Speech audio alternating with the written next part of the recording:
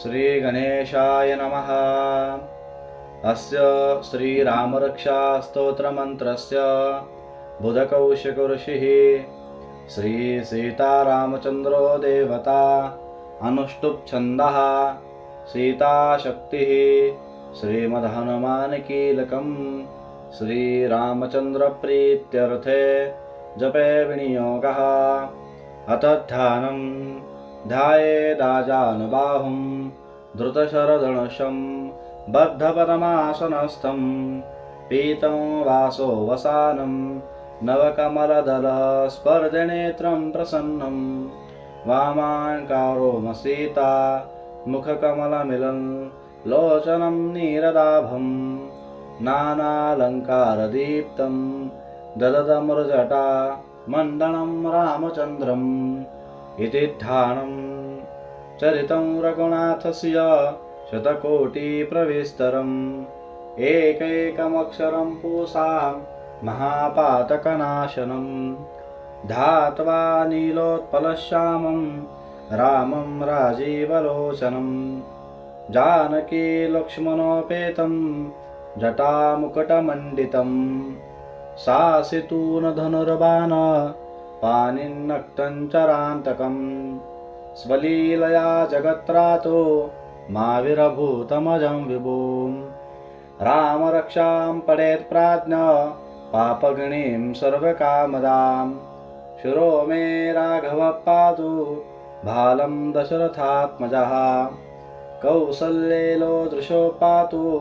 विश्वामित्रः प्रियश्रुति घ्राणं पातमखत्राता मुखं सौमित्रिवत्सलः जिह्वां विद्यानिधिः पातु कण्ठं भरतवन्दितः स्कन्दौ दिव्यायुधः पातु भुजौ भगणेशकार्मुकः करौ सीतापतिः पातु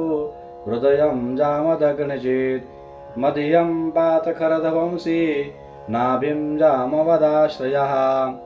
सुग्रीवेशकटिः पातु सप्तनीहणमत्प्रभुः ऊरो रघुत्तमः पातु रक्षः कुलविनाशकृत् जानुनी सेत्कृतः पातु जङ्गे दशमुखान्तकः पादौ विभीषणश्रीद पात रामोऽखिलं वपुः एतां रामबलोपेतां रक्षायः सकृती पठेत् सचरायुः सुखी पुत्री विजयी विनयी भवेत् पातालभूतलयोम चारिणश्छद्मचारिणः न दृष्टमपि शक्तास्ते रक्षितं रामनाभविः रामेति रामभद्रेति रामचन्द्रेति वा स्मरं नरो विलिप्यते पापैर्भुक्तिं मुक्तिं च विन्दति जगच्चैत्रैकमन्त्रेण रामनाम्नाभिरक्षितं यः कण्ठे धारयेत् तस्य करस्था सर्वसिद्धयः वज्रपञ्जरनामेदं यो रामकवचं स्मरेत् अव्याहतात्न सर्वत्र लभते जयमङ्गलम् आदिष्टवानथा स्वप्ने रामरक्षामि मोहरः तथा लिखितवान् प्रातः प्रबुद्धो बुधकौशिकः आरामः कल्पवृक्षाणां विरामः सकलापदाम् अभिरामस्त्रिलोकानां रामं श्रीमान् सनप्रभुः तरणौ रूपसम्पन्नौ सुकुमारो महाबलौ पुण्डरीकविशालाक्षौ श्रीकृष्णाजनाम्बरौ फलमूलाक्षिणो दान्तौ तापसो ब्रह्मचारिणौ पुत्रौ दशरथस्यैतौ भ्रातरौ रामलक्ष्मणौ शरण्यौ सर्वसद्भानां श्रेष्ठौ सर्वधनुष्मतां रक्षः कुलनिहन्तारो त्राहेतान्नो रघोत्तमो अतः सज्जधनुषा शुष्पृशा वक्षया सुगनिसङ्गसङ्गिनौ रक्षणाय मम राम लक्ष्मणावगर्तः पति सदैव गच्छताम् सन्नद्धः कवचे खड्गे चापवानधरो युवा गच्छन्मनोरथोऽस्माकं रामं पात स लक्ष्मणः रामो दाशरथिः शूरो लक्ष्मणानुचरो बली काकुत्स्थः पुरुषः पूर्ण कौसल्येलो रघोत्तमः वेदान्तवेद्यो यत्नेश पुराणपुरुषोत्तमः जानकीवल्लभः श्रीमान् न प्रमेयपराक्रमः इत्येतानि जपन्नित्यं मद्भक्ताः श्रद्धयान्विताः अश्वमेधाधिकं पुण्यं सम्प्राप्नोति न संशयः रामं दुर्वादलश्यामं पद्माक्षं पीतवाससं स्तुवन्ति नामभिर्दिव्यैर्न ते संसारिणो नरः रामं लक्ष्मणपूर्वजं रघुवरं सीतापतिं सुन्दरं काकुत्स्थं करुणार्णवं गुणनिधिं विप्रप्रियं धार्मिकं राजेन्द्रं सत्यसन्धं दशरथनयनं श्यामलं शान्तमूर्तिं वन्दे लोकाभिरामं रघुकुलतिलकं राघवं रामनारीं रामाय रामभद्राय रामचन्द्राय वेधसे रघुनाथाय नाथाय सीतायाः पतये नमः श्रीराम राम रघुनन्दन राम राम श्रीराम राम भरता ग्रज राम राम श्रीराम राम रणकरकश राम राम